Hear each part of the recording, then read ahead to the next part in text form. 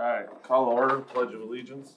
I pledge allegiance to the flag of the United States of America, and to the republic for which it stands, one nation, under God, indivisible, with liberty and justice for all. Roll call. Ms. Alling is here. Ms. Ballantyne. Here. Ms. Hammond. Here. Mr. Jane. Here. Mr. Larson. Here. Mr. Samuel Lamb is not here, and Mr. Schultz. Here. All right, I'll entertain a motion to approve the agenda. Move to approve the agenda as presented. Is there a second? I'll second. There's a second, let's vote.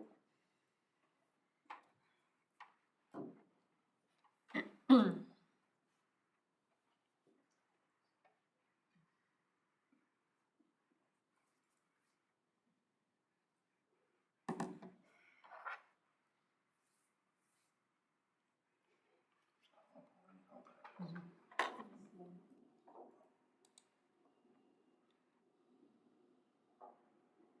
it snow or what today?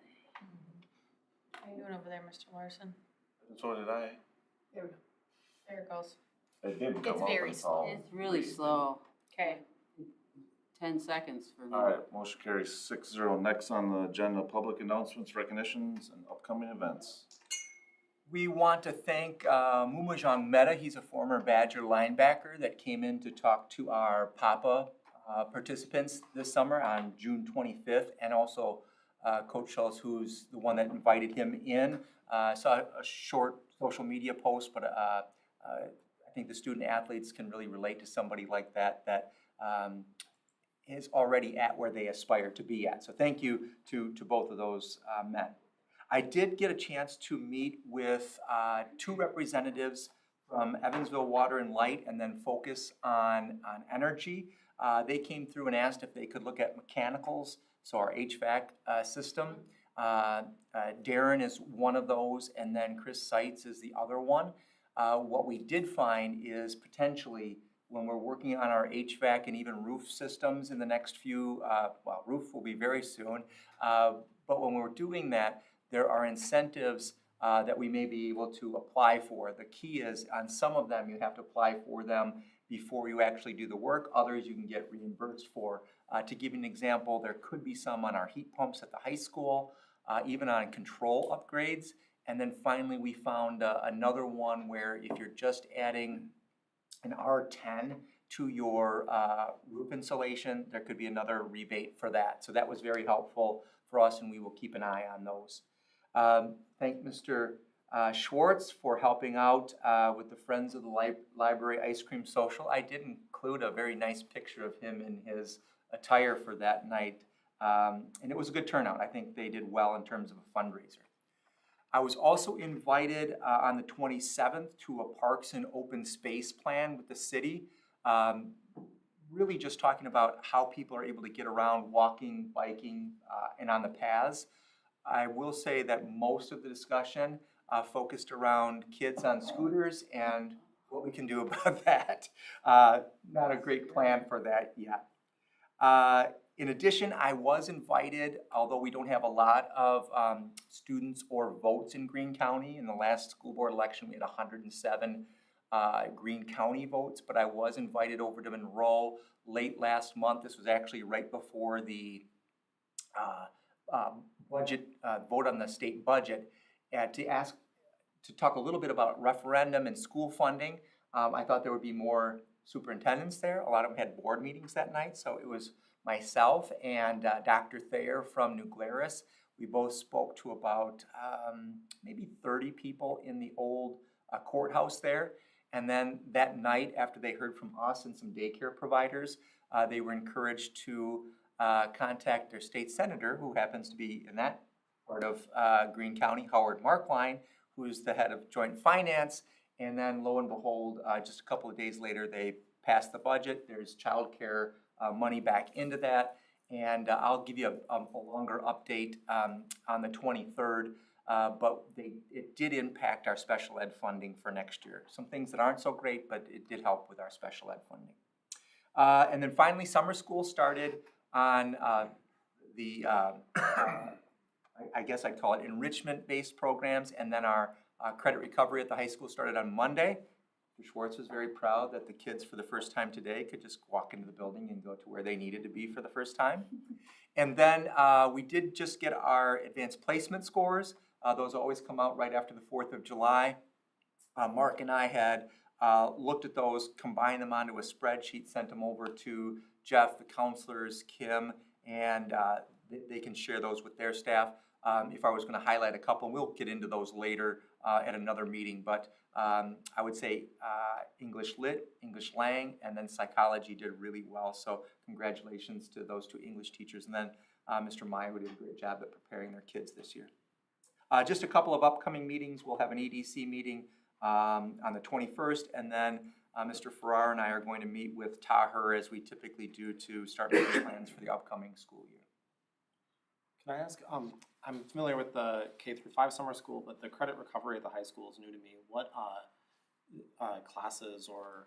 So it could be just about any class, but concentrating on the core classes. So in some summer school programs in different districts, you actually have to take, let's say, a 9-week course to make up a half credit or a credit. Here, what you're doing is, let's say that you have a score that's a grade that's an F, but let's say it's a 55%.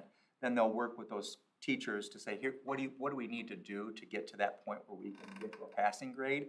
And so they don't have to stay in that program for the entire length of summer school, the 19 days. They could just do a couple of days and be done with it at that point. Makes sense, thanks. Yeah, I would guess when I looked in on Monday, there was probably about a dozen or more kids in there at that point. All right, any other announcements, recognitions? Not, is there any public presentations?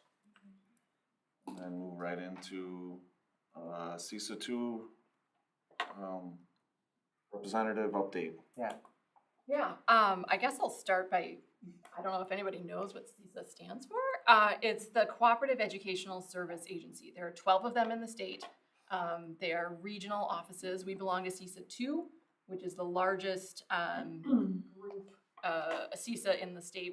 There's 74 districts represented by CISA 2. The next largest only has 45. They act as a link between school districts and DPI and provide regional services.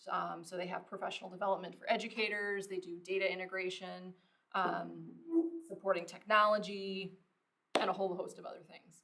So we had the 2025 delegate convention, June 17th at the office in Whitewater. Trish Kilpin was our guest speaker from the Office of School Safety, Wisconsin Department of Justice. And she talked about a variety of things. We started off by saying, what does safety mean to us? And everybody kind of went to the physical things, but we also talked about some of the psychological safety concerns that happen in schools. Fear, social media trends, mental health, etc. She gave us an update on the Wisconsin state statute regarding health and safety plans, Speak Up, Speak Out threat reporting line, and made sure we understood that there are wraparound services for safety events. So they provide services before, during, and after for districts throughout the state free of charge. So we should ever, hopefully never need them, but they are there in case we do. So that was our convention. I will add, Office of School Safety will come in and do like tabletop exercises for free.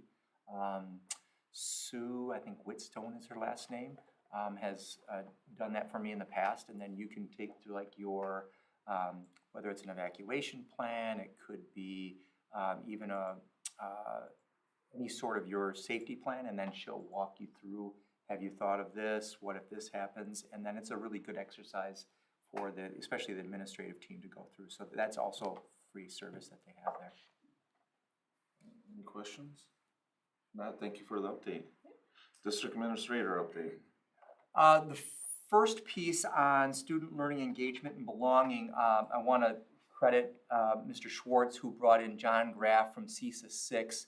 And by the time that we were done with John on June 16th, I think all of our heads were spinning with the amount of data that he gave us, and then only really reviewed a portion of that. So I did give the board an example that they could look at, and that's just one of probably 100 different spreadsheets like that. So much so that what we're focusing on as an administrative team, I know Jeff and Mark were already working on this for some of the data for the high school staff, is really paring that down because it can be overwhelming. An example, as I was writing my, sorry to say this, back to school letter to staff, I'm already thinking about that. It's coming up faster than I'd like. I was looking at sharing just a 2-page document that had graphs on whether or not students were proficient in 3 through 5 in forward in math and reading, and then 6 through 8 forward math and reading, the pre-ACT, both those content areas, and then the ACT as well. And so he providing all that for us. The other thing that I wanted to mention is that it not only gets into like the student scores and how they've done for us so far, but also is a tool for staff. So it will even break down on certain assessments what kinds of questions and in what content area and how many of those questions they're asking. When people bring up teaching to the test, I don't really like that phrase, because in the world that we're in today in public education, we know how we're going to be judged. We're going to be judged on our state assessment scores and our school report card scores. Those are public, people look at them, even people buy houses in districts based on those scores. So to me, it's using the information that you have to best prepare our students for success. Everybody wants to feel prepared and do as well as they can. Yeah. Can we talk about like the correlation between the curriculum and what's being tested, and the correlation between the 2 different tests that are being used? The example that was given was the elementary test that they have. Right. Ames, Webb, and Fastbridge. Yes. Right. And how one was predicting, and I saw that when I looked at the data, one was predicting a good outcome for the reading, and the other one, the state test, came out with a poor result. Right. And so first and foremost, shouldn't the test reflect the curriculum? Yes, and this is really what that's getting at, Melissa, more so than maybe a Fastbridge or an Ames Web score, because it is telling you. So for example, within forward science in 8th grade, how many and what types, or at least the subject matter of the questions that are going to be asked, so that our teachers can say, like, I'm spending a lot of time on this subject, very little on another. Maybe I need to shift some of our focus onto what the students are going to be asked questions about when we get to April, when we typically test for that. The last thing I want to bring up here is, and I'll talk a little bit about it in just a second more, but we are looking at a district-wide goal of achievement at 80%. We'll give you a baseline number when we have that all figured out, but for students in both reading and math throughout the district. And that's all I'll say on that for now, because I want to talk about that in 2 sections ahead, and how the administrative team has sort of rallied around that. Do you have like an end time or a time? Sure, yeah. So that actually will be based on our spring assessment scores. So but at K2, those will have to be Fastbridge and Ames Webb tests, because we won't have those yet. And Mark's doing in 1 year, you want, and like 1 year from now, or 1 year from the latest data that we have? By May of 2026. Yes. It's aggressive, but I think you have to set the bar high and have high expectations for our students to reach, because I think what we're finding, like even with our CKLA curriculum, I hear our teachers, through Levi and Tris, talk about it is rigorous, but when the kids are working on that, they will reach those expectations if you set them. Well, you already made progress with the math at the elementary level. You can see that. You can see that in the state testing results as well. And one of the things that I only was able to read like a tiny amount of the comments associated with the parent surveys. And kind of a recurring theme is that, oh, we have this horrible math, great math at the elementary and horrible math at the middle and the high schools. And I'm like, well, that's because we're putting the same curriculum that the elementary are thriving on, and it hasn't been fully implemented yet. And maybe that's our fault for not making the communications clear that that's where we're going. It's important for people to know that. Shifting to open enrollment, I'm not going to go into a lot of detail here, but we had 19 new applications out this spring to other districts. And of those 19, I've made all those calls. Some, again, are families with multiple kids that are looking to open enroll out of the district. Of the 19, I have heard from 17 of those. I made one round of calls. If I didn't hear, I made a second round of calls. And if I didn't hear again, then I emailed, tried a different mode. And of those 19, I've just not heard back from 2. Of those 17, I really want to share with the board that only 2 of those 17 had some sort of negative interaction with the district. What I am finding, and this is fairly typical of open enrollment situations, is it usually revolves around parent work or childcare. So for example, I'll give you 2, I obviously keep it fairly general for their identity, but I had one family that explained to me that they live 5 minutes from Consolidated School in Milton, even though they live in our district. Consolidated, if you don't know, was I think the top rated elementary school in the state for a couple of years in a row. And then their after school care were grandparents that lived in Milton. So that was their decision. Had one that I just talked to yesterday, actually emailed yesterday, and they got back to me and said that they were going to move in with their parents, so grandparents, in Evansville. They could not find housing in Edgerton where she has a job, but they are in Janesville. So that's a good thing for me and like Callie Day, our registrar, to know that they really shouldn't even be our students and open enrolling out, which kind of hurts our numbers. Mm-hmm. Instead, they should be students in Janesville. Otherwise, without prompting, the number of those that I talked to on the phone that said, I hear great things about Evansville schools, even though I'm not asking them for that. And I'm just asking them, could you give me some insight that I could share with the board? So I feel hopeful in this.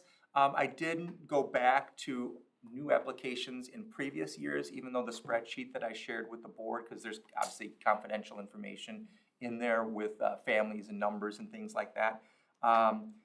What you will see is a little note that I have in there that there's not a lot of repeats. So for example, if a family 3 years ago had an open enrollment application, rarely, I think only once each year, did you see the same family open enroll out again. I actually think based on what I found out with these calls and emails that our open enrollment numbers will be better that we anticipated, because some of them can't get into the district that they wanted to and are happy to come back for now. So. I have a question. I know you went to a town meeting, I think, recently with that new development going. Eldon Homes? Yes. Yeah. Do you first, like, what are we thinking about numbers for enrollment? Yeah, so I did check on that. There's only 60 units, and some of those are mixed units, so either they're not even actually sure, like, are they going to be duplexes, townhomes, or apartments, but 60 total units. What we're finding across the state, though, is in the old days, maybe a generation ago, a home like that would bring in about 1 student. And now it's about half of that. So you can't even guarantee on a new home bringing in a new family. I do think, though, given what the prices are just in our area, that if more homes were built, and we've got the space for more students here, and that's why we're really working on those academics, make sure our scores go up so that people see like Evansville is a great place to be. I want to build a home or buy a home here and raise my family here. That we're prepared for that. Which I think is great. We want that. And, you know, how do we start strategically thinking about like still keeping somewhat low numbers that, you know, people obviously want, because we're a a small community compared to others. Can I ask, the two who did have negative things to say, obviously it's a tiny number, but were their concerns consistent with the surveys we saw last month? Actually, one of them was very specific around the Advanced Learner Program. And then one, I would categorize as more of a political views maybe in the district a few years back. Good to know. The other thing that I said I'd come back to is our administrative retreat. Again, I just want to compliment this administrative team because when I come in new and I start talking about, we really should have an academic goal for the district, oftentimes that feels like, oh, here comes another thing. But they really rallied around this, wanted that goal that everybody's working on together. And not only that, but when I asked, do we want to link our professional practice goals that teachers have to have to, which tend to be more individualized, to our student learning objectives, our SLOs. I said, doesn't matter to me, but what are you thinking? They said, yes, let's link them up, let's have that happen. And so that'll be something that they work on with their staffs, but this is definitely something that the whole team is in agreement with, that we've got to do better, and know we can do better. One of the things I'll talk about with staff when they come back in August is what our student population looks like compared to others, and others that have similar student populations like ours, and what their scores look like. And really, why not Evansville? Why can't Evansville do some of those same things? Last but not least, and something that you'll see more of, so throughout this first year, I wanted to make sure that I tried to honor some of the traditions of the Evansville board and the school district. So I believe I was working off of probably a Jerry Roth calendar and a Lori Burgos calendar, and then my own calendar, and making sure that maybe some things that had happened in the past we didn't miss. So now Paige and I have a combined calendar. There are some things on there that going through year one that you probably haven't seen as a board in recent years, like I just emailed Jeff and Joni today about a student at risk plan that we'll bring forward in August. It's more so of like the data on how many of our students are behind and in what way. So you'll see some of those things. You'll also see some very subtle changes. So for example, I'll only do for efficiency, do my district administrator update at the beginning of the month. And then again, if Crystal's got CISA 2 updates, we'll add those in as well. And then Eric and I have talked about, again, having the financial report at the first meeting and then the bank reconciliations at the second meeting of the month as well. So I feel like we've got everything covered, making sure we're following policy, but also what the state recommends that we do at certain times of the year. And then trying to just balance so we don't have really long meetings followed by a really short meeting, that we spread that out throughout the year. I really like this. I appreciate explaining this. It's a nice summary. All right, are there any questions for Mr. Perry? If not, move on to Curriculum and Instruction Director report. Good evening. I know Mr. Perry just mentioned John Graff from CISA 6 and how he came in and led us through a data dive. The part about talking about data is we can collect a lot of data, but the root of the issue is if we're not doing anything with that data, it's not very useful to us. So I want to make an effort tonight to explain to you the things we use the data for and the next steps we do to make sure every student's getting what they need. So you can see several things listed there from FastBridge, AGR, Act 20, Ames Web. I'll speak to each of those and how they kind of connect with one another as I go. You might see some familiar slides. It was this winter I shared a slide that looked a lot like this. This is FastBridge data. Our students in grades K through 8 take the FastBridge screener in the fall, winter, and spring. It's an adaptive test, so if students are doing really well, it continues to challenge them, and it might ask them about some material they haven't been exposed to in their grade level yet. That's how we end up identifying if they're above grade level. If a student is struggling, it's not going to put them through so much. It's going to identify that, and that's where you might see the red end of this document. Previously, when I shared this, there was no white column on the right. That's a snapshot of, on target, at or above benchmark for the year. But ultimately our goal is to have students, those numbers on the left side of the document moving toward the right. I've been real impressed with Mrs. Dorn and Ms. Erdahl in creating some time called win time, and I tend to call it what individuals need. With kids, we use the phrase what I need, but it's an opportunity to give every kid what they need. I'm excited about the fact that we added an additional interventionist, K-5. I'm excited about the part where we added an interventionist in grades 6, 8, and I'm very excited about our new advanced learning coordinator coming in and not just coordinating, but having the schedule that allows her to go into those win times and work with students that are in that blue category. So those are all important steps to meet each child's need.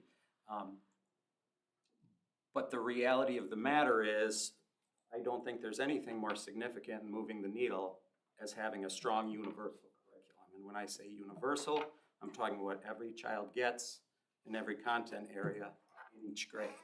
I'm pretty excited about our 1 year with CKLA in place. And Melissa, you spoke to Bridges, so we've got some good progress with that.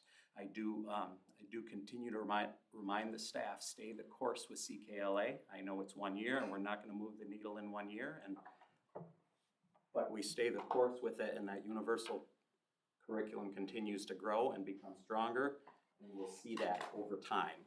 And the students that we're serving in the red column, there will be fewer of them, and we'll have more resources and more time to give them what they need. But if you do look to the right, and this is the reading document, you'll see at or above and how that went from fall to spring, and we certainly see we've got some work to do, and that data will drive that. So when you see the drop in skill level or reading proficiency, like kindergarten overall going down 20%, probably those kids are staying at the level, but they're not staying at the level they came in at. But because I presume that the figure increases as year goes Yes, on. what they're expected to know and be able to do in the fall increases in the winter and increases in the spring. So those decreasing numbers that you see at the approaching and not yet there levels are probably not, they're increasing because the kids are just staying. That's a good possibility, yes. I mean, They are where they, yeah. that's the way I would interpret, or just barely making progress.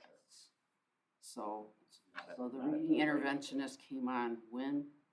What time? When did you get the reading interventionist back? We're adding that position next year. So Yes, and we're adding that the person isn't- middle school position next year. We had one at Leeway, we had one at Tris, now we're gonna have one across K-5 for additional support. We're adding one in the middle school. okay, good, all right. So the next slide is math, and, you know, same general idea. We're hoping to move kids from the left side of that document to the right, and over on the far right, you can kind of get a snapshot of the whole year. I'm gonna shift gears a bit, and this is the AGR is a grant we received from the DPI, but I thought it was important to follow up after FastBridge because we use that data in reporting this grant. We use those resources to provide instructional coaching with our staff. And yes, that's around the universal curriculum, it's around teaching strategies. But I think it's important that instructional coaching doesn't just fall on the actual instructional coach. If we've got strong interventionists that are providing intervention to students, we want those coaching staff members as well on how they can provide intervention during win time. So that's a group effort to do that. What's different, and Paige, if you want to jump to the next slide, about the AGR process is even though we're using that fall FastBridge data, the way we report it to the state looks very different. So we have our fall screener, and we'll have a winter and a spring, but it's the fall screener data, it's that list of students that we follow throughout the year. So when you see the AGR data it might not look anything like the other reports I just showed you, and it's because we're tracking those individual students that were ID'd in the fall. So you can see that left fall column, and those are the students, and again, these are not the total number of students identified as opposed to the percentage that was in the other document. But as they shifted to winter, those students that we set goals for, that we worked closely with, you can see those numbers decreasing, and then it moves into the spring. Again, instructional coaching is a big part of that, and that's really, really helpful for the universal instruction that all kids get, but the intervention they receive. It's important that those interventionists are sharing those skills, and that's transferring back to the classroom. I was pretty enthusiastic about the kindergarten data because, you know, the earlier you catch them. These grants, so they look at the fall numbers, that determines the amount of the grant? No, the numbers don't really change the amount, but the documentation we share that we're working with the numbers, and like I said, what we're doing with the data to move the needle for kids, that's kind of the. It's the percentage of kids, is it like the percentage of kids that are documented to have been helped by this intervention? Yeah, it's really less about the percentage. We just say these are the number of kids, and then we're expected to report how it went. If we're not showing them positive data, we'll probably hear about it and maybe not be awarded the grant down the road. But there's no metric that says this year you won't receive if you don't have this data. So it's like a flat amount. Yes. But it's just that we're supposed to use that flat amount for these kids specifically. Or for the, especially when we name instructional coaching, that's what we use it toward. Yeah. Right. So our instructional coach only works with the teachers who have those students, or does the instructional coach work with those students directly? Our instructional coach works with all the teachers, and that's what AGR will tell you is we want you to report on these students, but we want you to use these resources for all students. And that's why I keep leaning into we do have interventionists that work with a finite number of students, but we want them to share that knowledge with the teachers so it grows even more. Because the kindergarten data on here looks really good, but that doesn't match the not yet category on Fastbridge overall. So I'm wondering how many students would have flagged in the winter that didn't flag in fall? And what are we doing for them? And if they're in the red, they're probably going up to the interventionist or the reading core interventionists. Those in the green are probably in the win time. So, and again, that's why I want those interventionists working closely with teachers for those in the green. The next slide is the same with math for AGR. And you can go ahead, Paige. We've talked, I'm going to shift gears a bit here and get away from some Fastbridge data. We've talked about Act 20. I talked about it quite a bit, not this past school year, but the year prior as we were going through some literacy pilots with some different curricula. And you know, that makes for kind of a crazy year with lots of different instructional strategies and different curriculum and across different classrooms. So this year was great to settle in on one. Over there, I always break Act 20 into 3 parts, that science of reading instruction and that training for our teacher. For the most part, that's been our PD for grades K-5 this year and will be next year. That's a state mandated training. There's several platforms you can use, but they're typically on screen. And although our staff is totally on board with the science of reading, they're not necessarily loving that screen time, and I get it. But that's what we have. Yes. With that screen time, do they have the opportunity after they do that training on the screen to get together and talk as like teams and like interact with one another so that they're actually getting away from the screen and being able to ask each other questions and support one That's the another? piece we added. The state required that training, but we brought in a consultant from CISA 6, and she worked with Jess and Rachel Wenzel, our instructional coach, to then say, how does this module, they call them, this month, how does, in our PD days, how does that tie in with what we're doing in the classroom every day? And we just tried to make it as authentic as we could. Because even though it's great information, that screen time can wear a Can be a person lot. out. So if we connect it to real life, that really helps.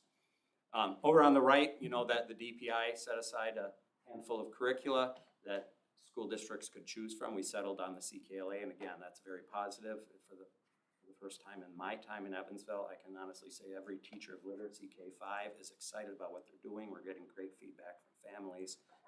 And the third component is the way we assess and what we do with that information. That's the part that's come with some challenges, and so I'll speak to that. And it was last year, not a year ago right now, but last year toward the second half of July, the state named Ames Web as the Act 20 screener. So we implemented that this year as we turn to January in 2025. And I've spoken about this a bit before, but this is a kindergarten document, but the screener is unlike FastBridge in that they take a screener and get a score that encompasses all the skills. They take very small probes, sometimes just 4 questions, so it's a small sample size. But after each of those assessments, if a student scores below the 25th percentile, then they jump into column 2, where they take some diagnostic screeners, and it really helps the teachers and interventionists to identify exactly which skills we'll work on. And step 3 is that win time, that intervention that I spoke about. That's when we assign a student a personal reading plan, and it's a 10-week communication tool that we use to communicate with families, not just about the data, but the instruction and the tools we're using and the progress monitoring that goes along with it. What you'll probably see as I get to the slide later about personal reading plans is probably every one of them is being named in the fluency. In kindergarten, it's letter name fluency. It doesn't mean that's the only skill they're being identified in, but that's the one with the timer. And that's new to our kids, and quite honestly, it's new to our staff. So I'll dig more into that as we go, but in the next slide, it's the first grade screeners and then diagnostics. And you'll see at the bottom the oral reading fluency, and that one shows up in second and third grade, which on the next slide, second and third have similar probes. The only thing I'd say about this is next year or next fall, next winter, when I'm bringing this up, some of those highlights in green might look a little different. We're talking about adding the reading comprehension piece, which is not required, but it helps to create a composite score that might look a little more like FastBridge. And if reading fluency, the timed piece, it isn't strong, we'll get an overall picture and an overall percentile that might give us a better picture, or at least another picture to look at. One other piece is the state has said they are going to renorm the Ames Web screeners, but I have not been told how that looks. My guess is we might not have as many kids identified. I think they got some feedback throughout the year from a lot of school districts, and that led to that. So we don't have a lot of information on what that looks like, but we know it's coming. So, question, and I am biased because my daughter went through it, so just by being here, I knew to ask the question, but I don't think normal, like parents that are not so involved in this would be able to, like, can we do something different or better or implements in addition to of teaching parents what these things mean? Because there's this struggle of, okay, I can guess what fluency means and help my daughter practice, right? Like, but I took those extra steps just because I knew that this was coming to like ask, you know, her reading interventionist certain questions. But like I know a lot of parents around town were like, yeah, I received this and then I was freaking out because I didn't know what this meant. And even when I went to the library, the librarian would, I was like, oh, what books, you know, should I get for my daughter to help or whatever? And she's like, oh my gosh. She's like, you know how many parents I get in here because of that darn test or whatever? No, I'm glad you asked Hope, because on the next couple slides, I wanted to speak to that. Okay, sorry, I didn't mean to jump ahead. No, this is what our plan looked like, and it's actually 3-pager, and the middle page isn't in there, but it speaks to the data, it sets some goals, it's where we have the progress monitoring data, and Hope's exactly right. a lot of what we share is educator speak, and we want to educate families better on it. And again, I want to compliment Jess Erdahl and Barb Dorn. They're revamping their parent-teacher conference schedule around these assessment windows, because a conversation at a table with a teacher explaining how the test looked, explaining how this all went, that's going to help a lot. Because the reality is, we know we've got some good readers that are being flagged because they're not reading at the speed that they're being asked to.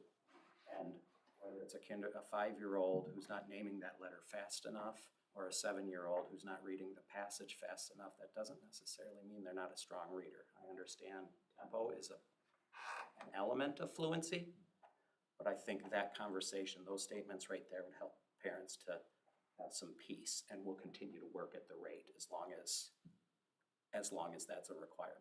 I think that was really hard as a parent because my daughter's fluency was horrible, but like the other parts weren't so Yes. bad.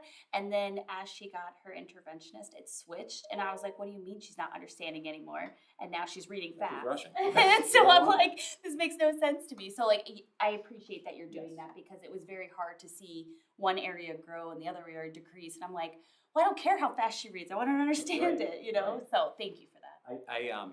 It does come with some challenges, because one of the laws is that from the day the kids take the screener until they take the diagnostics, until we put this plan in place and communicate with families, that has to be done in 15 calendar days, which is about 2 weeks of school. And so, again, to Barb and Jess's credit, we're going to schedule it in a way where we can hopefully get those conversations in place in a timely manner.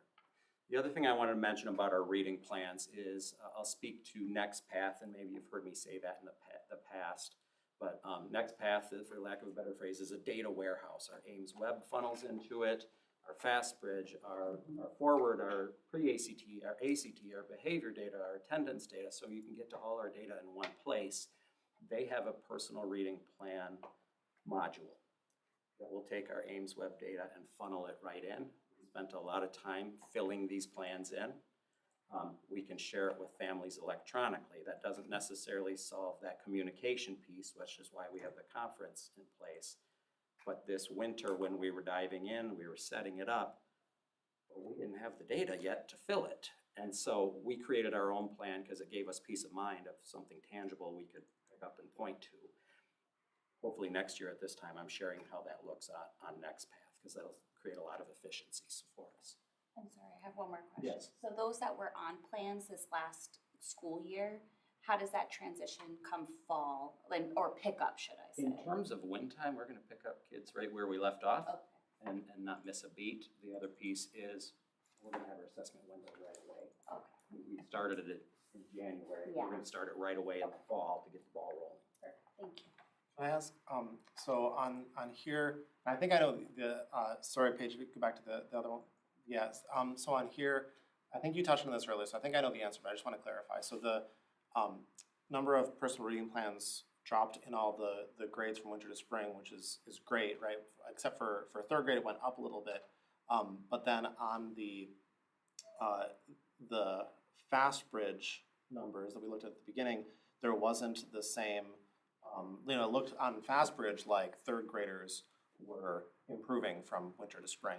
Sure. So is the answer, I mean, I think part of it, correct me if I'm wrong, is that the personal reading plans are being assessed through the Ames Web rather than FastBridge, right? So, and so do you, and you mentioned trying to bring those into alignment a little bit more, but is there any other insight into what it is that was keeping the third graders on it under Ames Web while FastBridge was still, was showing so much improvement?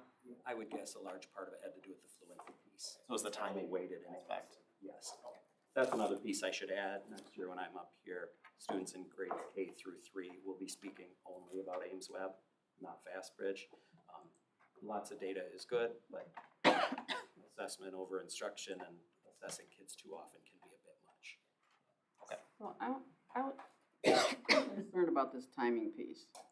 I had very math savvy kids, all of them.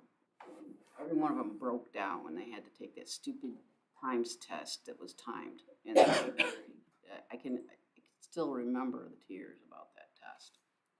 And that's a long, long time ago. So, how many portions of these tests these kids are timed? Just that portion. When you see the word fluency, it's letter naming, fluency in kindergarten, and then it's oral reading, fluency in grades 1 through 3. That's the only piece that's timed. I don't understand the reasoning behind it. I know the state's received a lot of feedback about that, and I don't know what the norming will look like, but I would like to think that's part of it. I would feel like we should be able to at least try and hide the fact that they're timing the kids. Well, thank you for that information, you know? I just, So are you saying that FastBridge will not be used? It'll be available to us, but I think our data point we're going to focus on, it's going to be Ames Web because we're living in it. For reading, but you'll keep FastBridge for math? We're talking about bringing it in for math, so our teachers have one platform to work off of. I'm just concerned about over-assessing these kids. Totally. Yeah. Are either of those assessments aligned to Forward? In theory, they ought to be. Those are some questions we've asked, and I think that might be part of the possibly renorming as well. all of it should be, we have allegedly have two of their subjects that we test prolifically on, or allegedly have Common Core state standards. And I would hope that our curriculum is aligned with Common Core state standards, which should be aligned with the Ames testing and the state testing. The state testing is, correct me if I'm wrong, is not made by the state. So like, ACT is not made by the state of Wisconsin, so they're not Common Core standards only. Or like, there's a lot of Common Core standards, but not all of them are on the ACT. So while we can teach Common Core standards, that doesn't mean that every single standard kids should master, because it would be really impossible for a kid to master all of them to get good scores on standardized tests. Correct me if I'm wrong, but our state has adopted Common Core for math and reading only. It's in the process of trying to adopt it for social studies, I guess. There's new civic standards, which we'll talk about next, but those haven't been implemented yet by the state. It's required. In theory, Ames aligns with it. I just think it places a heavier emphasis on the fluency and the rate of fluency than other programs. And Forward is timed. I think there are elements, but it's not as heavy. In fact, I think there's fewer each year. Timing, yes. So this is a big shift onto the next piece. But I did mention NextPath, our data warehouse, but it also has a tool called a glimpse, and that's a tool where I can see teachers down the road using it more often, and maybe for an exit ticket in a class, just about the lesson and asking 2 quick questions, or maybe in the middle of class. But what it does is provide immediate feedback. We use the glimpse in alignment with our strategic plan around student engagement and belonging, and we've got 4 probes that we ask all our students. It does look a little different at Levi with a pencil and a paper and a smiley face versus the Chromebook. But the 4 probes are, I feel like I'm a part of the school, and that's the connectedness and belonging piece. The adults at my school care about me, and again, that's connectedness. The next one is that trusted adult piece. I can talk to an adult at school if something's bothering me, and the adults in my school help me to do my best. That's more around the engagement and even rigor. So if you're looking at the blue document and table at the top, you can see how they scored in November. We wanted to get them into the first quarter before we asked how they were feeling about their year. And then we asked them the same questions in late May and early June, and you can see some growth. The green document is the same prompts from a year ago, and what our principals did with their leadership teams is they looked at the data in November, and they identified areas to work on, not just, that word again, not just from a universal standpoint, but sometimes with individual students they knew would benefit from it. And so those strategies looked probably different across grade levels and across buildings. But you can see we grew in each area, and that trusted adult piece, we grew there, and we grew quite a bit based on the previous year. If you want my honest opinion, knowing they tried lots of strategies, I would venture to guess that the most significant piece is they spent more time with those great people that we have working with kids every day. And every passing day, the trust grew among all the other strategies they put in place. So that's real positive data there, and that's something we're real proud of. Any questions? All right, thank you, Mr. Schwartz. Thank you. Moving on, presentation of 25-26 Evansville Community School District Academic Standards. We have talked about a few of these, but this is a readoption. They have not changed in the last year since the board adopted it again exactly a year ago. By state statute, this needs to be on the agenda in the first meeting of the fiscal year, and last Tuesday was the start of the fiscal year. Because they have not changed significantly, we're asking the board to readopt them tonight. Based on those, I do have a memo that I do send out to parents every year just to let them know, and then that also gets updated. Paige helps update that on the annual notices on the district website. But for Evansville, we have traditionally adopted the Wisconsin academic standards, and both for the public and the board, there's a link to that. What I would categorize that is basically all of your not only core subject areas, but also what I would consider, whether you call them electives or specials or encores, outside of those besides reading or really English language arts and math. And then as Melissa alluded to earlier, we have our Common Core state standards aligned specifically to English language arts and mathematics. And again, there's a great website where you can actually go into each grade level and see what those standards are by content standard and subject. I did mention the civics. There are new civic standards. Those haven't been required by the state, so we're not adding those in. One other point that I wanted to mention is we are open. For example, there are next generation science standards. Mark and I have had a brief discussion about that. That's not something that the district has taken on in a large discussion yet. If at some point we do, those would replace then what would be in the Wisconsin academic standards for that. Some districts have gone that route, but outside of those three general areas, you don't see a lot of districts taking on other academic standards other than these. Any questions? Can you explain? I know this is from DPI, so I'm a little confused on how there are different subjects that are listed. There's dates by each one. Are those the dates that those standards were created or last reviewed? Yes, I believe so. So like you would see ag, food, natural resources in 24, and then computer science in 17. So it's just funny to me that there's, so many of these are 2013, so it's been 10 years since they looked at them, but then they have them on here multiple times, like they're supposed to be reviewed every year or two. My guess would be, knowing what, I used to be a social studies teacher, and so there was a cycle for that, is that DPI is not taking on all of these every year, and there's some sort of cycle where they're going to go through the whole list of these, and so some might take a lot longer to review than others. Some that I'm familiar with, it might even be you might start in 1 year and 4 years later finally get a finished product. Did the state approve new health standards, new health education standards?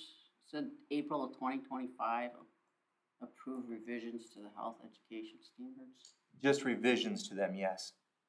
So do we know what those are, and have we implemented them in our curriculum? We do get updates, and that's something that, again, when Mark gets those and can share those with our teachers, oftentimes our teachers, I'll just give you an example, like Nikki Olson at the high school teaching health, also is on a listserv that she gets those updates and then has a connection with those so she's up to date with them. No further questions, let's move on to discussions of updates to the employee handbook.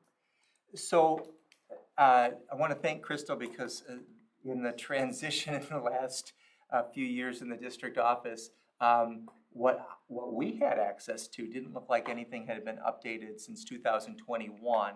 And then she did make me aware of one board vote right before I got here last year that was voted on, and we'll talk about that in just a second, but then did not make it into the employee handbook. So I've added that in. There's basically 8 changes. The first one that you see up there is simply saying that this will be an updated version of the employee handbook. Number 2, and again, I try to just show you what exactly is changing in the employee handbook. And again, there's 3 parts of this. Some of it is teacher initiated a suggestion that they provide. Some of it is based on policy that is changing that we have to adapt to. And some of it is administrator driven. So for example, this one is a great example that Laura Jorgensen in payroll and benefits and then Tom Parsons had brought and said, we're finding this as an issue, so we need to change that in the employee handbook. So the first one is this section used to be only in the teacher section or professional staff section of the handbook, but it applies to all staff. So we struck it from the professional or teacher section and then added it to the all staff.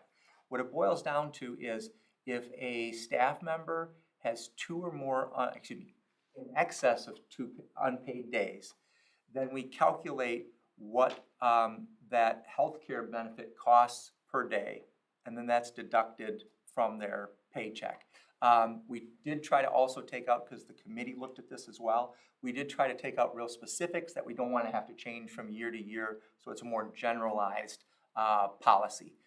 We do find this from time to time when staff runs out of sick days, maybe they don't get enough from the sick bank, and so they have to take unpaid days and are responsible for some of a larger portion of their benefits.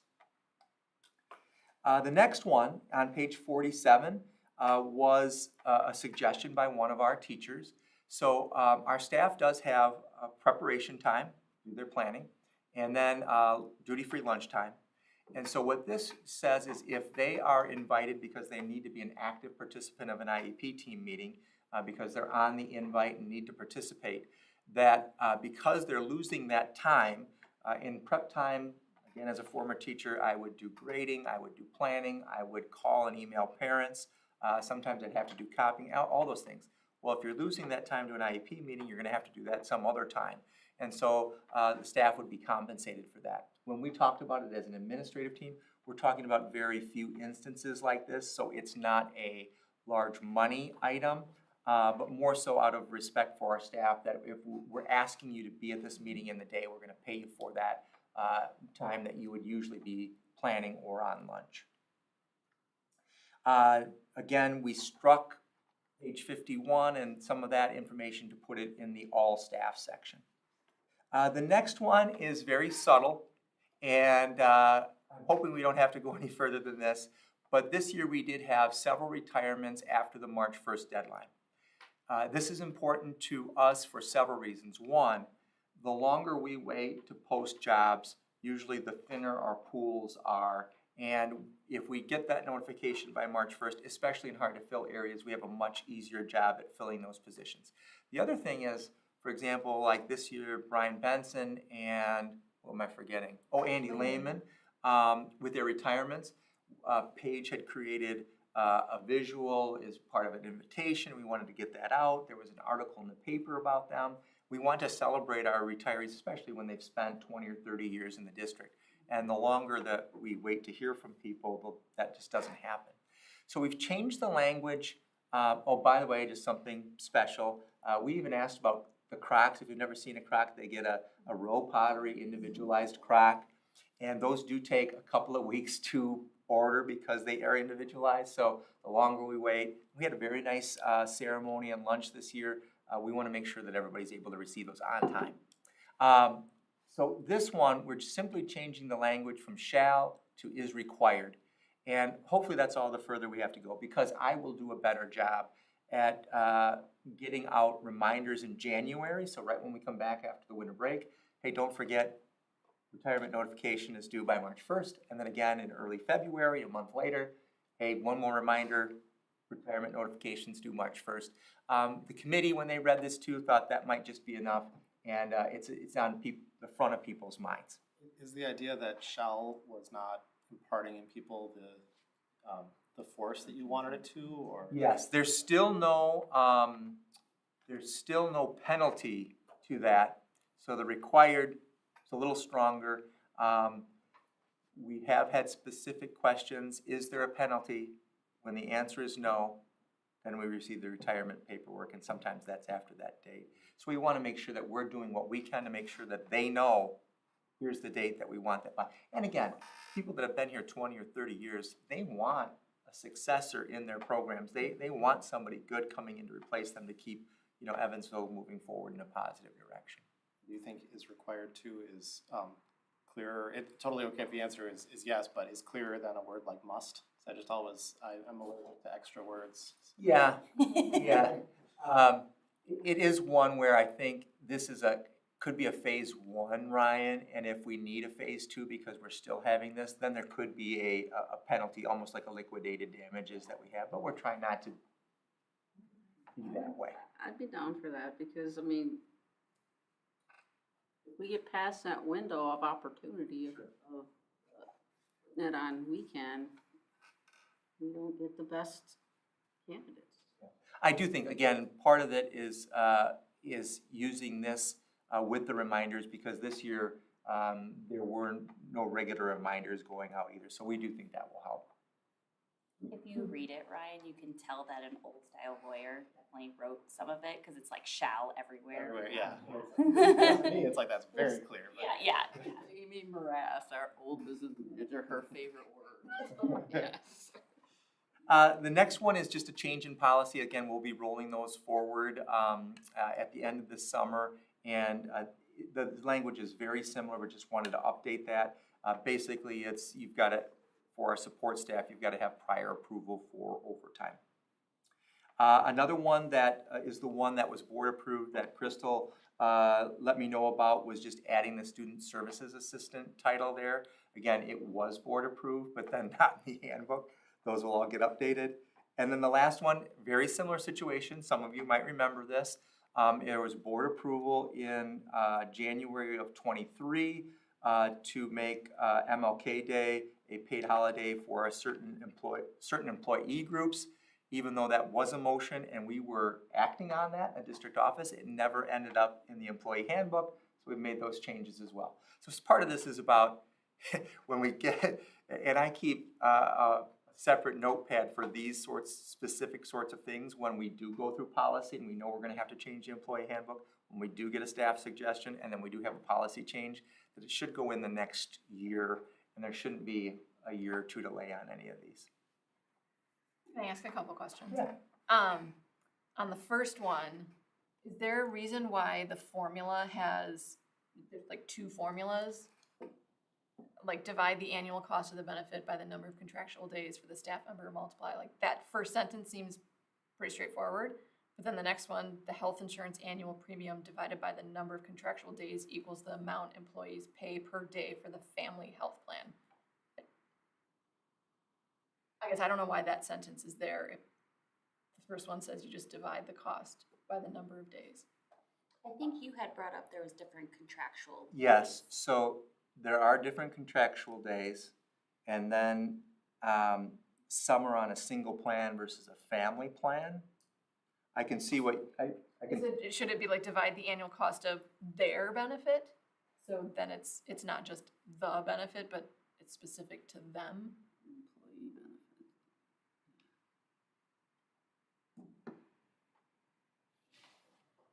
Like this is just very technical and logistics. Yeah, I think what those things yeah, mean. we took what was there and changed very little of it.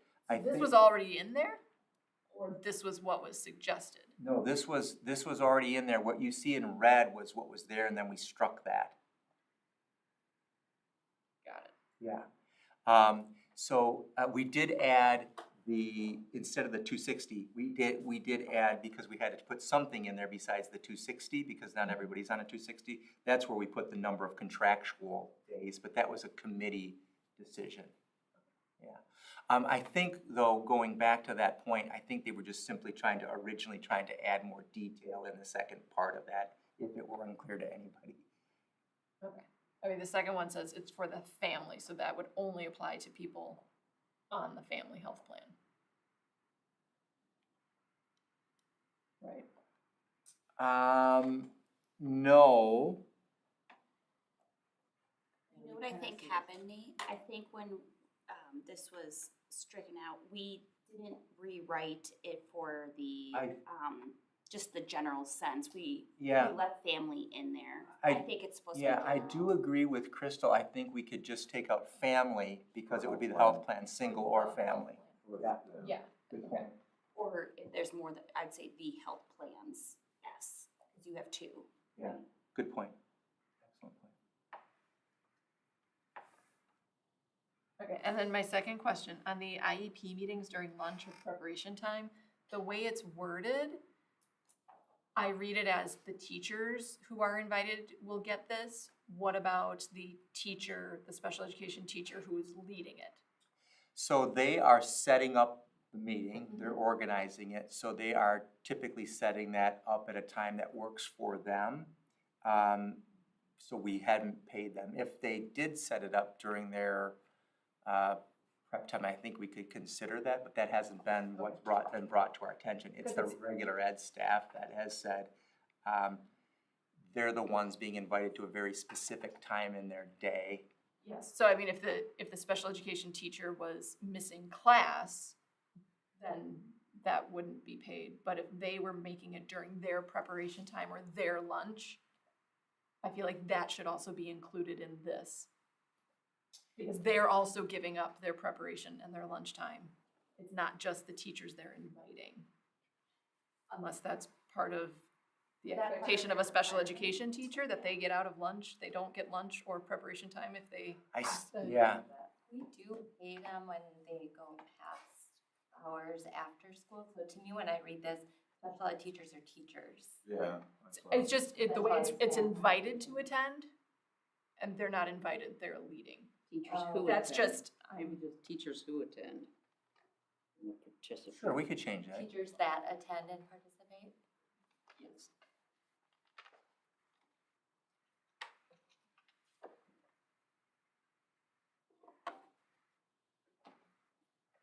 So I have, perhaps, I've asked my son-in-law, who is a special ed teacher, and I understand that educational assistants are not included in IEP meetings.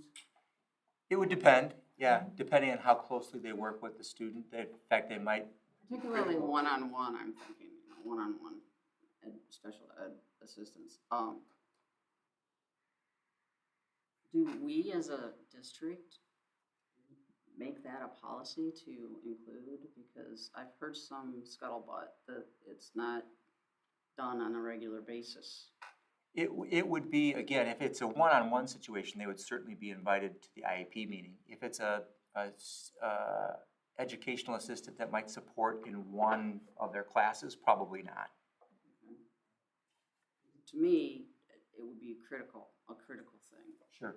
Yeah, I would say that it's on a case-by-case basis. So, for example, if there's an educational assistant that has a fantastic working relationship with a student and supports them in 2 or 3 different classes, they may be invited to that same meeting. I actually agree with you, Melissa, but then my HR hat says, don't do that, because then that's not in their job requirements of, like, we don't train them, we don't put them in situations that allow them that to be part of their job description, so I would understand why we don't include them. I mean, perfect world though, I agree with you, they should. I mean, everyone should know how to help students, but then I'm like, oh, well, we don't actually provide them the opportunity to learn how to do those things, so we shouldn't be expecting them to do it. I would hope that if they were a one-on-one with a student all day, they should be in the IEP meeting Yes, for that absolutely. student. All day, yeah. That is their job, that student. Certainly, But- to me, it's giving them the best opportunity to provide what the kid needs according to the IEP. And you want your students to, I mean, if they need a special thing to hold their pencil, they go get the special thing to hold their pencil, what have you, you know? What is the consistency though of like an EA, like with a special? I've certainly been in IEPs with EAs Yeah. often. It's just kind of like Nate said, on a case-by-case No, basis. sorry, I should read that. The EAs, do they, is it consistent that they're with a specific student or your EAs kind of spread out and it's just based off of the need? Spread out. Okay. But with the increase in the severity of the students' special needs, I understand there's a lot more one-on-ones that are needed in the district. Increasingly so, yes. Yeah, and that might be based on, sometimes it's based on health needs, not as much on behavior needs, but health needs is a big one. And then again, some of our students with intellectual disabilities obviously need different support than some of our other students. We do still spread them out though, because once someone is absent or calls in sick, not feeling well, like you don't want to ever be in a pinch that there's only 2 people that know the student very well. So we try to rotate that quite a bit throughout the day. I would say that's true, especially 6th through 12th grade. They get burnt out if they're with a challenging kid all day, so a lot of times at our building, they're only with them for a block, and then we rotate different EAs, so they may have 4 or 5 EAs throughout the day. And then the teacher would get, or the special ed teacher would get input from all the EAs, but you're not gonna invite all 5 to the IEP, because then you got 25 people at a meeting that love kids, so. Which makes sense, because we're also not training them to Yes. not be burnt So, yeah, out. so- They don't know how to. Yep. That makes sense. All right, no further questions, go to donations to the Performance Arts Center. Thank you for the input. I will make those 2 changes that we talked about. And again, that doesn't get voted on until the 23rd, so you'll see those changes in 2 weeks. The donation, not a whole lot to say because it's a very similar, same donor, same anonymous donor, again to the PAC. The first time the board had received this, it was for 2 different donations, but for $30,000 total. This time it's for $25,000.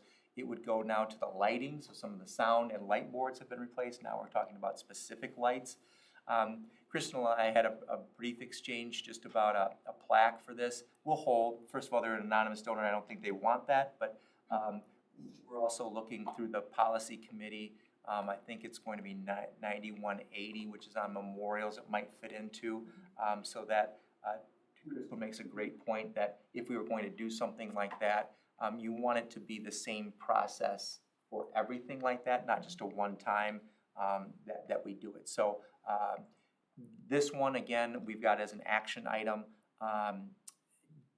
just we will recognize them in a letter and they can use that for tax purposes, but they keep a fairly low profile and don't want to be publicly acknowledged. Thank you for the donation and also teach me your ways of being able to donate $30,000. I need financial classes. That's very indicative of the amazing people in this community. I'm so happy to see this. All right, budget finance, June financial summary. Wanted to introduce our new business manager, Eric Farrar. Eric comes to us with 3 years of experience, but before that, he was a business ed teacher for over a decade. I think that provides a unique perspective of somebody now in his position, almost like, Joni starting out as a science teacher and then moving up. You do get a sense of staff needs, how schools run.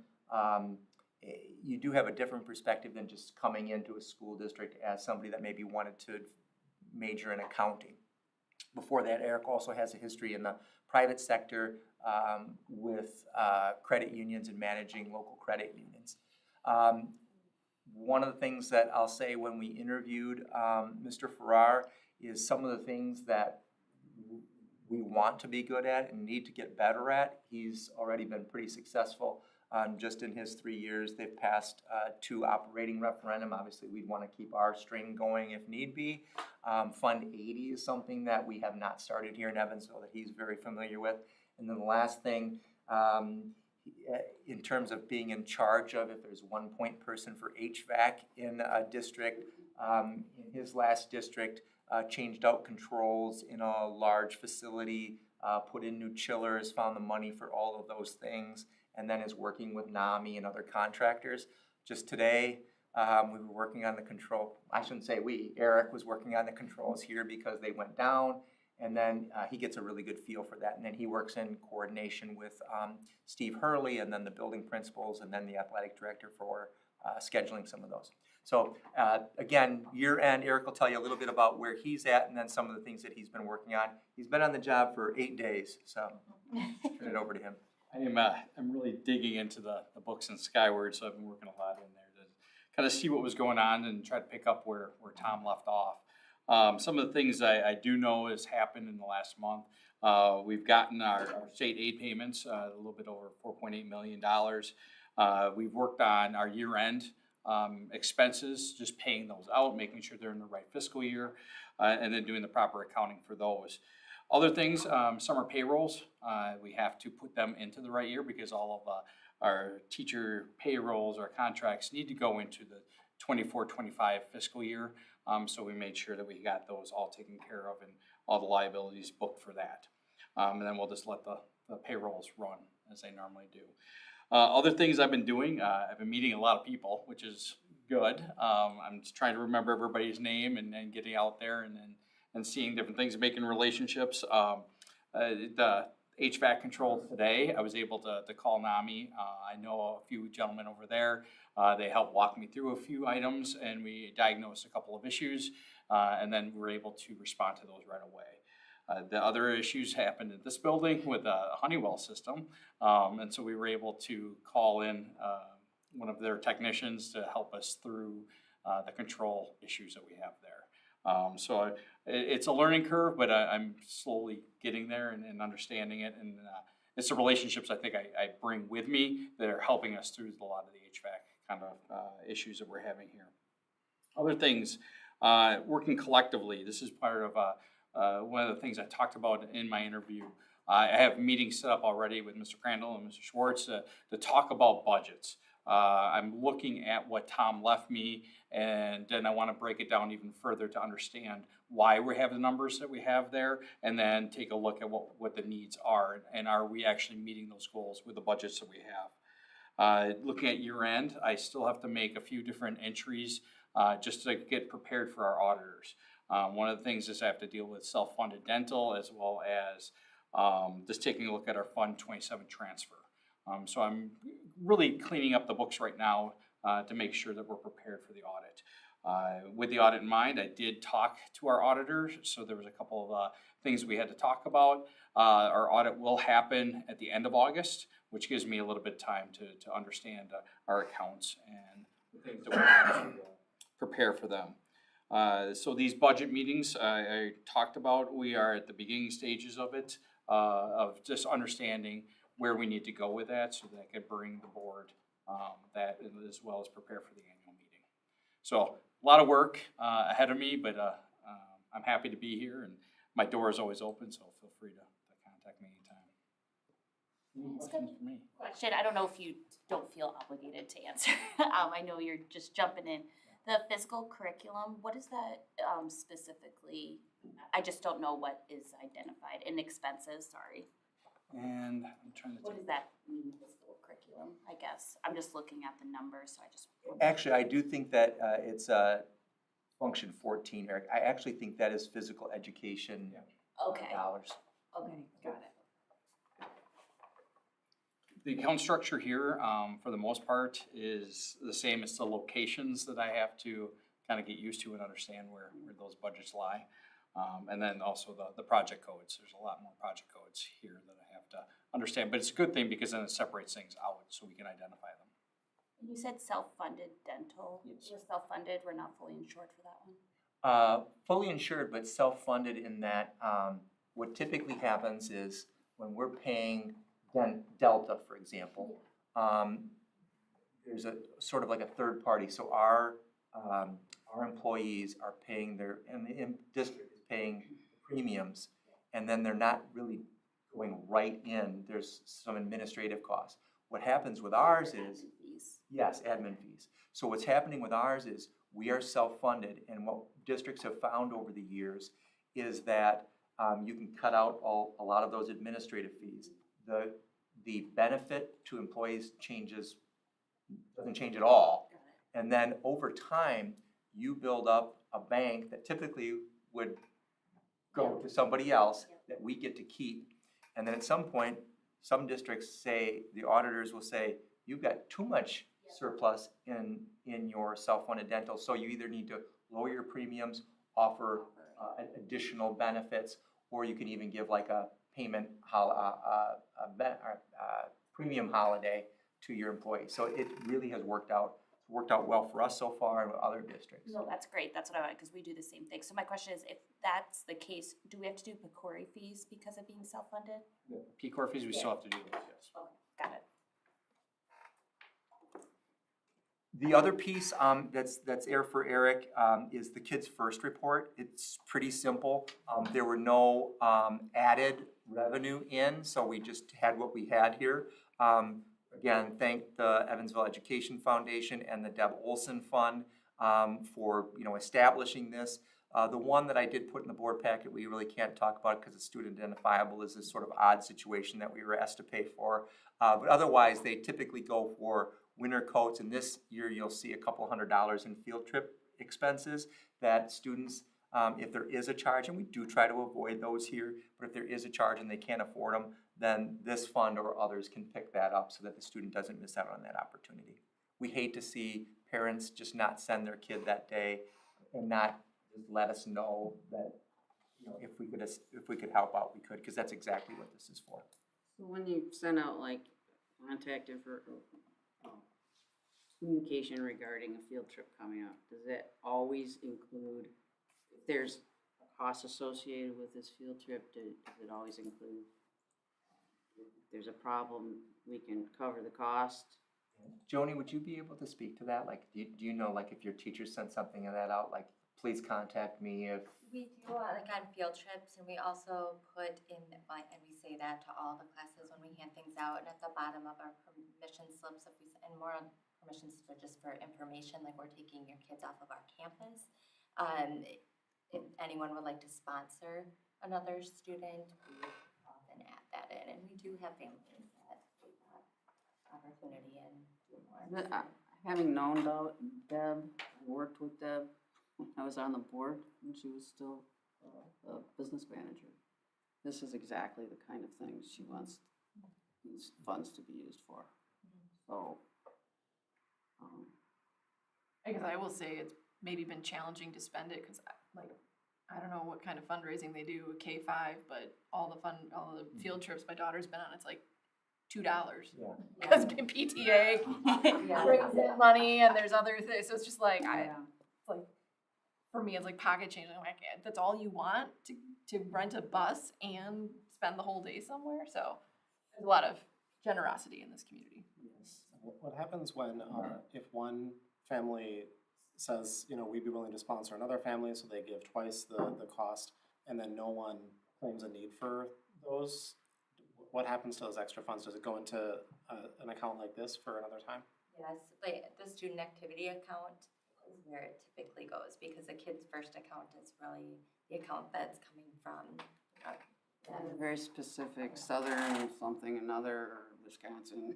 So They manage we it, put right? it back into a student account, so then it will go back to students. And sometimes we've contacted families and have said, we didn't need to use this, would you like us to return it? We've never had anyone. That's in our on fund, that, but 21, so it does roll over. There's no other questions. We'll move on to business action items. I'll entertain a motion approved to accept a donation for the Performance Arts Center improvements. I make a motion to accept an anonymous donation of $25,000 towards lighting upgrades in district's performing arts center. Motion second. Any discussion? If not, let's vote.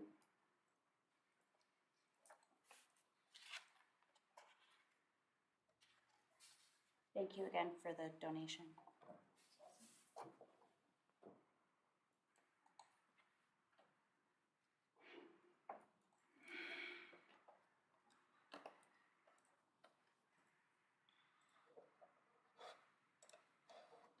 Motion carries 6-0. Next is I'll entertain a motion to adoption of emergency nursing services manual. Move to re-adopt the emergency nursing services manual for the 25-26 school year as presented. Motion, is there a second? I'll second. There's a second, any discussion? I just have a quick question for that one, since we have a new nurse coming in, and then if it says that she has the right to like make changes, will that have to come back to us? Yeah, but we wouldn't implement those until the following year. Okay, good.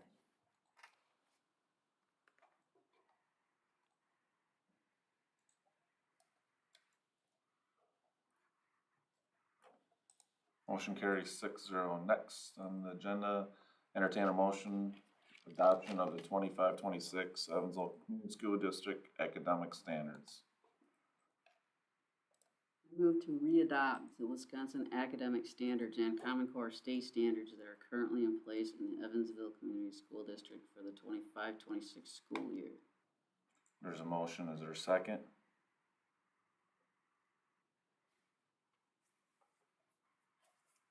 I'll second. Second, any discussion? Not, let's vote.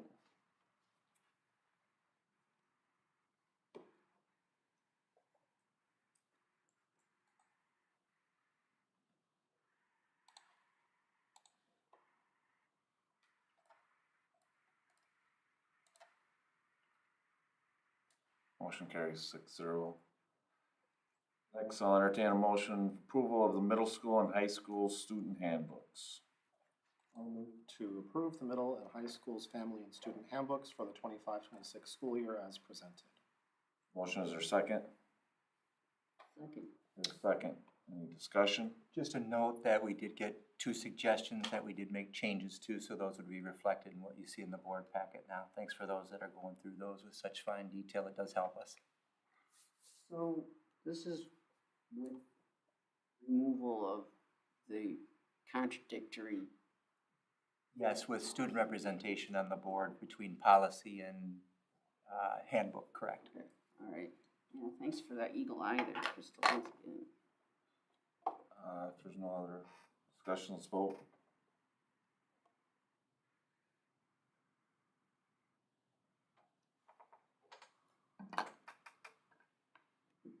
This is speeding up.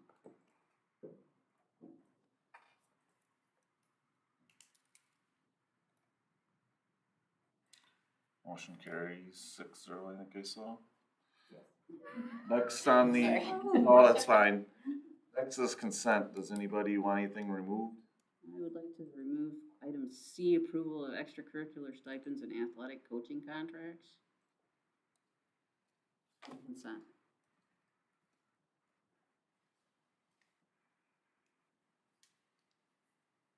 You need a second for that, right?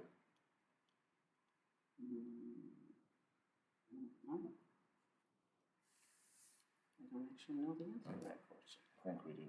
I believe you do. I thought if anybody wanted to remove something, it just was removed. But, I mean, those will have some questions.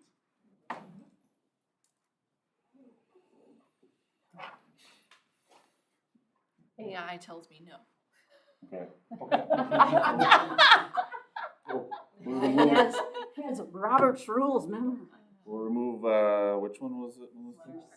Letter C. Anybody want anything else removed? If not, I'll entertain a motion to approve the other consent items.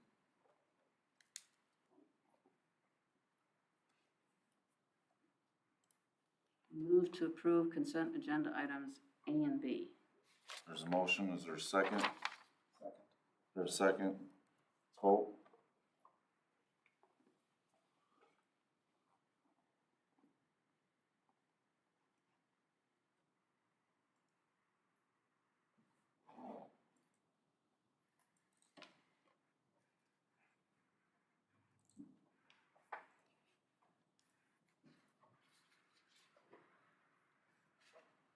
Motion carries 6-0.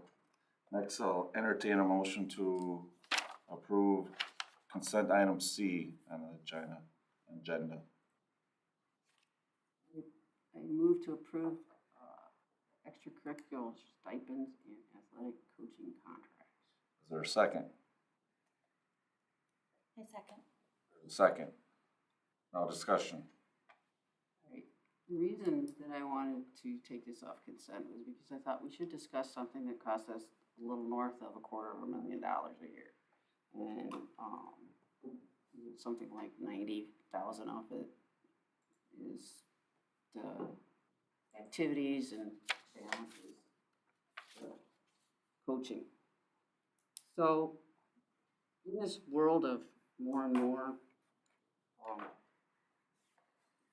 co-op programs that we're entering into, I mean, I know we can control our own coaching staff, and they all have to pass like rigorous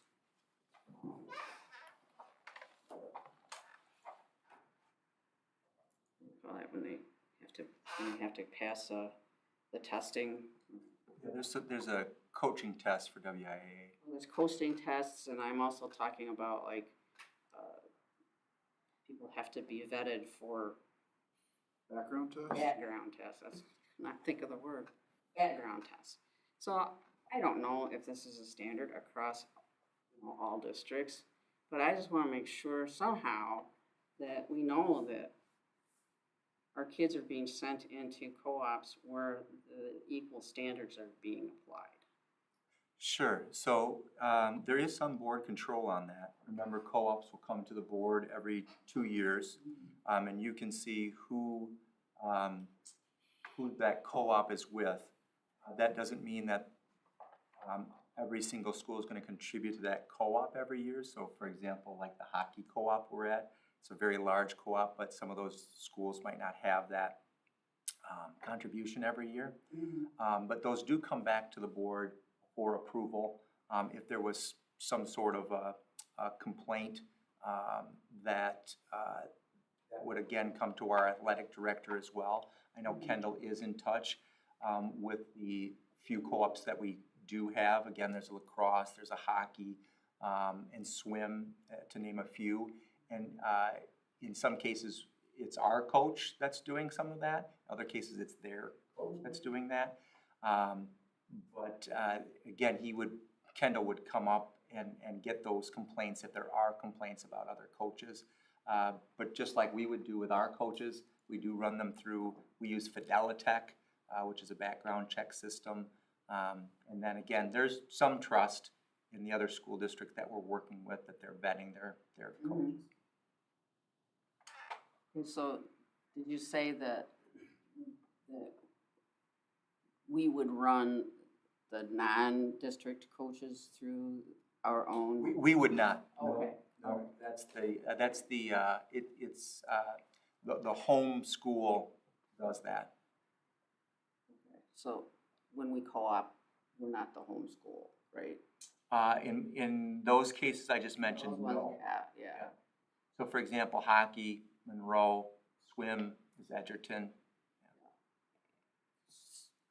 I just want to have a feel comfort level. Sure. That That's fair. we vet that. Well, we are confident that the vetting is done and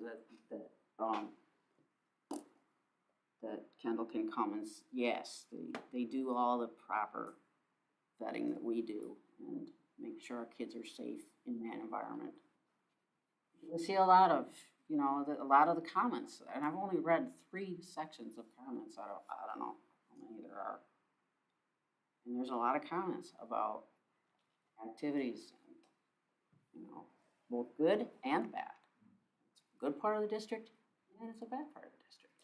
And for something we spend a lot of money on and have a lot of investment in and offers so many opportunities for our kids, I just want to make sure that we make sure it's a safe place. Yeah, I agree. I think this is just saying these are open positions that we give stipends to. But yeah, I agree with your thought That process. could be something too, when we bring those back, again, they come on we said every 2 years, and so you'll see them cycle through that.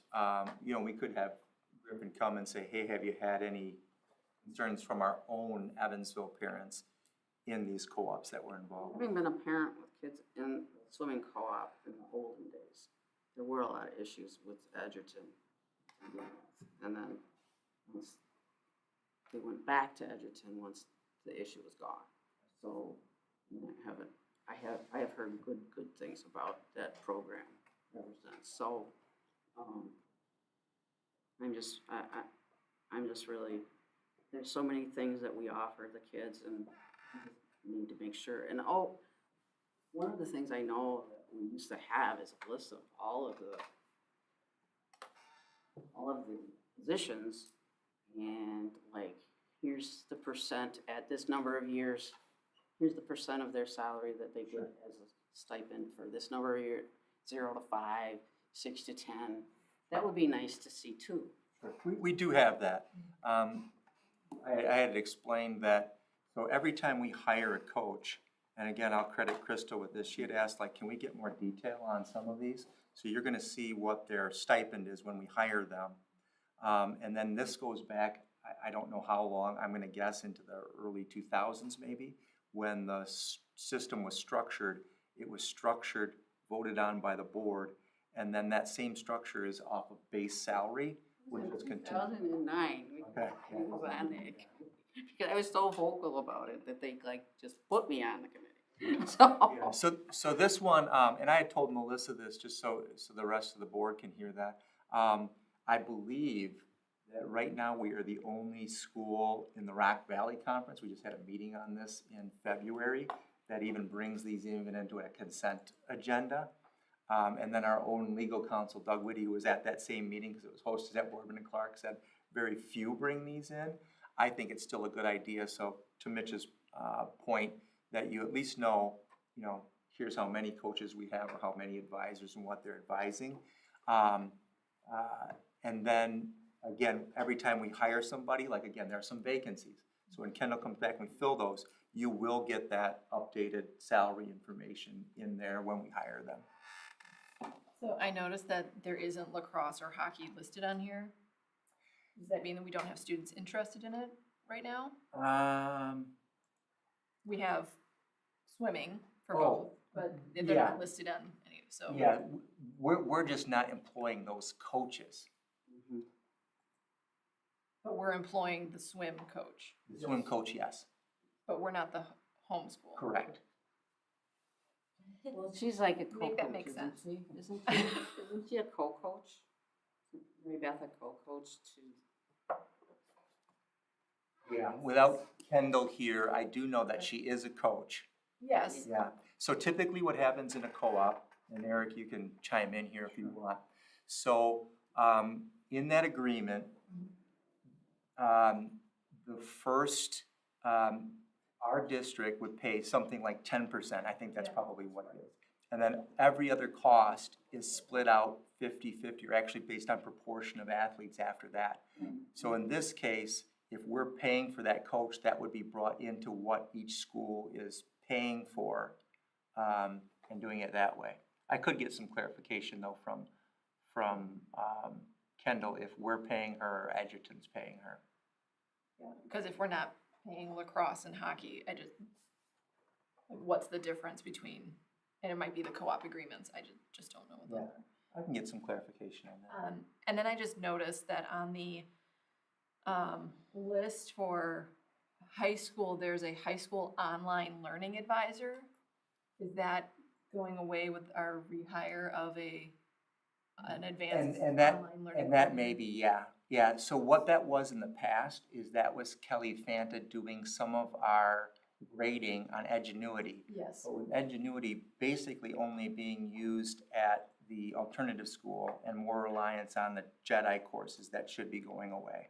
Yeah. So, because if that's on here for the 25-26 advisors, it's like we're saying that she's gonna get a stipend, but she shouldn't, like, that position should be gone. Let me look.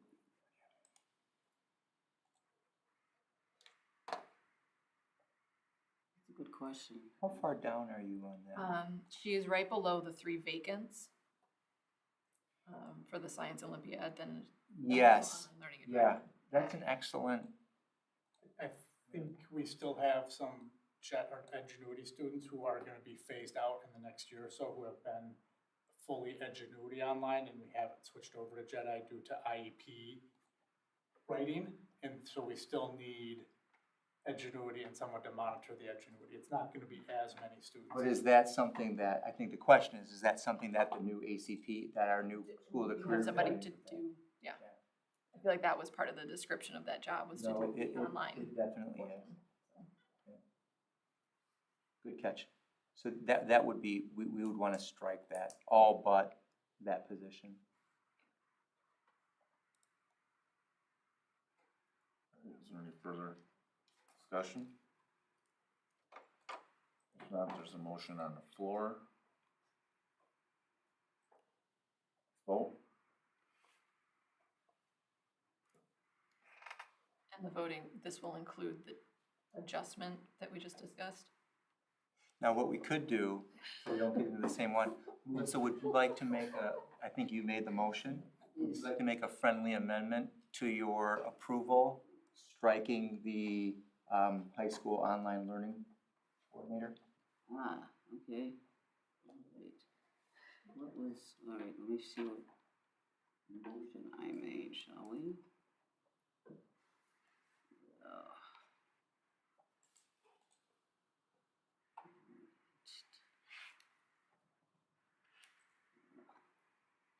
Oh, I moved, what does it say? I can't read it. Approve the extracurricular. I moved to amend. You don't have to amend. You can just do a friendly amendment. Yep. Oh, I would like to friendly amend my previous motion to delete the high school online learning advisor position. Ryan, you seconded it, are you okay with that? Second? All right, the amended motion, no further discussion, let's vote. Hold on a second. You can get off that easy.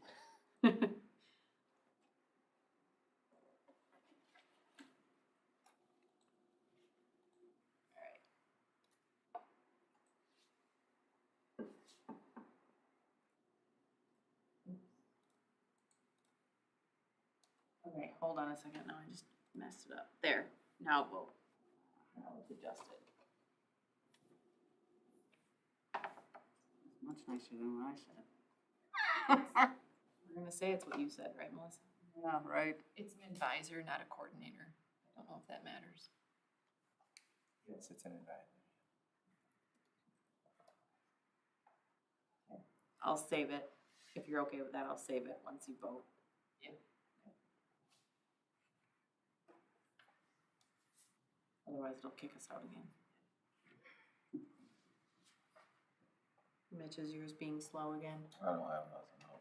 Would you like to voice vote? Aye. If you got kicked out. Mine's been getting steadily faster over time here. Motion carries 6-0.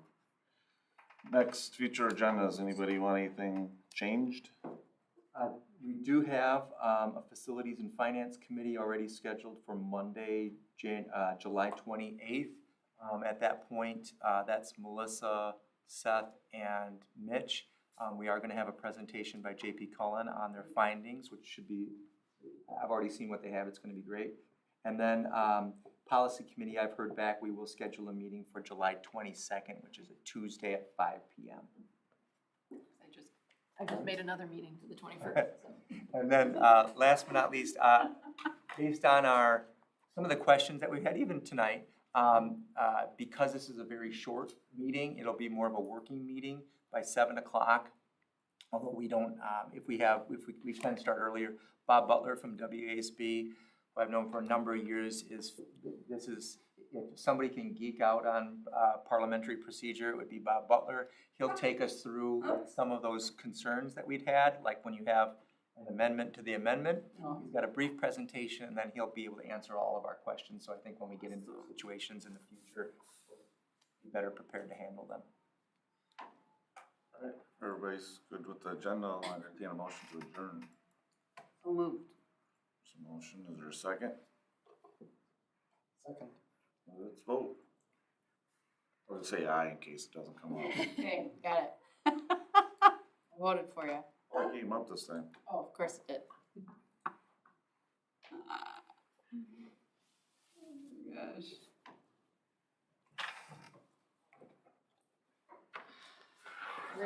Sure.